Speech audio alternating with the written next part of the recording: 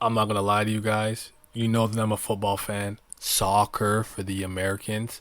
So I've been enthralled, enraptured, and locked into the World Cup. And Toronto is also a host country, so I haven't been around and I apologize for that. Now, hear me out. If you grew up in the early 2000s, you remember the absolute chaos of the school playground, the plastic arenas, the custom metal wheels, the kid who swore his Beyblade actually had a bit beast trapped inside it. Beyblade wasn't just a toy line, man, it was a subculture. Fast forward to today, and indie developers Henry House and Oscar Britton have managed to capture that exact hyper-specific playground energy and bottle it into a video game. It's called Slayblade, baby. Slayblade. And it is, without a doubt, the stylish, lo-fi Beyblade roguelike you didn't know you desperately needed. Like the video, subscribe, and let it rip. Comment, share. Let's get into it.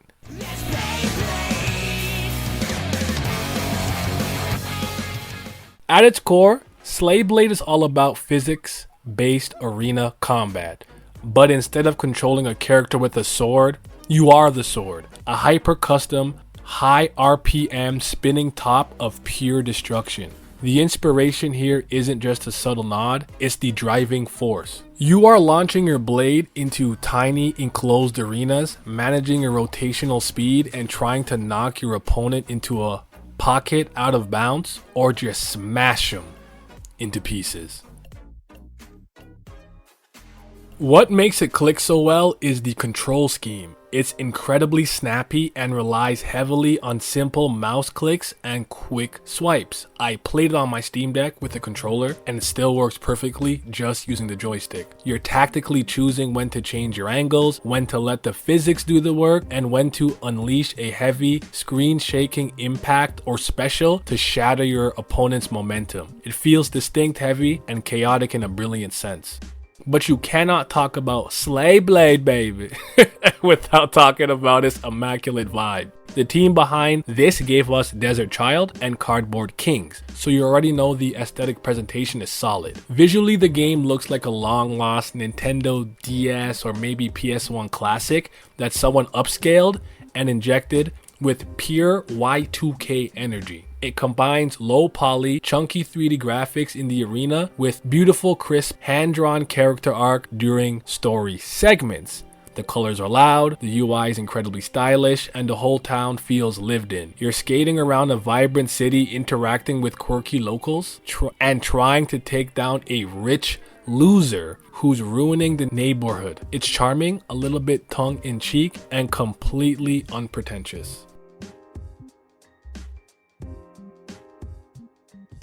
Complementing that visual style is the soundtrack. Instead of a typical over-the-top heavy metal or orchestral scores you might hear from an action game, Slayblade, baby. I'm sorry, I won't do that again. Slayblade opts for something much cooler.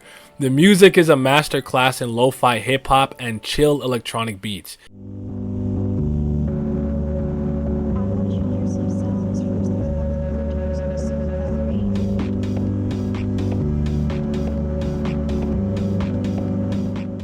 It creates this brilliant juxtaposition. You are locked in high-stakes, high-speed physics battles where one wrong bounce means defeat, but the music keeping the pulse is entirely relaxed. It turns the stressful loop of a roguelike into something incredibly hypnotic and addictive. And mind you, I don't like roguelikes. We'll talk about that one day. I'm not a roguelike fan. It's the kind of soundtrack you just want to leave running in the background while you hang out. Where Slayblade cements itself as an indie gem, if you will, is the use of the roguelike structure. I know I'm not a fan of them, but not every roguelike is bad. Like Hades is good, amongst some other ones. You start your run by betting your literal lunch money in matches, win, and take that cash straight to the local shops to upgrade your blade. There are over 60 different components to collect, from weight disc and attack rings to specialized performance tips. And this is where the theory crafting gets beautiful. Because it's a roguelike, the game explicitly wants you to find broken, overpowered synergy combos. You can build a heavy defensive tank that absorbs hits and counters with massive knockback, or a light, hyper-fast speedster that deals a million tiny status effect cuts. Every run forces you to adapt to the parts you find, making the replayability sky high.